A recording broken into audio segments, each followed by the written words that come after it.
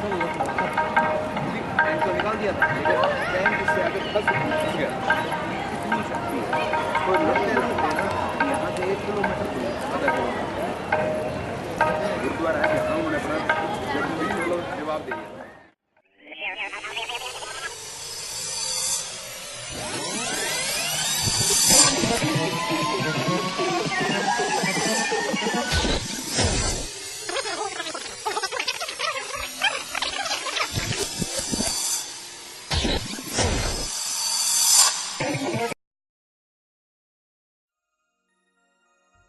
This film explores the continued and desire of Sikhs for justice. Remember, Sikhs have sacrificed their lives for freedom over many generations.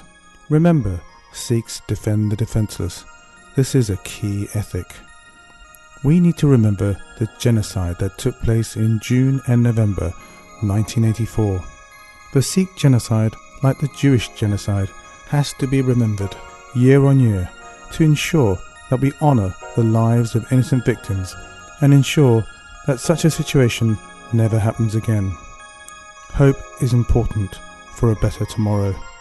Together we can work towards reconciliation, charities for those who continue to struggle, and improving our understanding of each other to make this world a better place.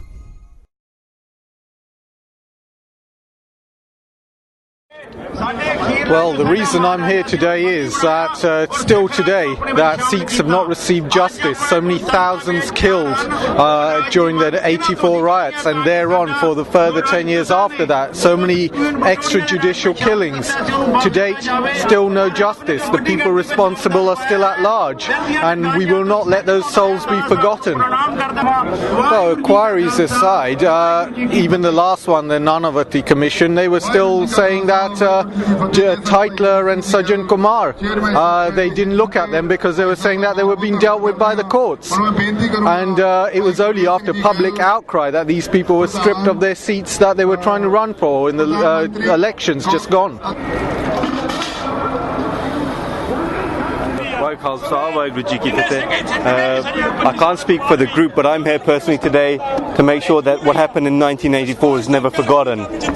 25 years on, justice still hasn't been given, and the way things are going, I don't think justice will be given maybe for another 25 years. Most of the culprits that were there now passed on, died, but we must make sure we never forget what happened. That is the most important thing. The minute we forget, we leave ourselves liable for it to happen again. So many Sikhs were killed after what happened in June, Operation Blue Star. A lot of our history was destroyed. Our culture was wiped. A lot of attacks on innocent people. And what followed that later on were the Sikh riots in Delhi and Kanpur. I personally lost my chacha over there. Up to this date, we never forget what happened to us personally, as a family, or us as a group of Sikhs, or as a religion on a whole.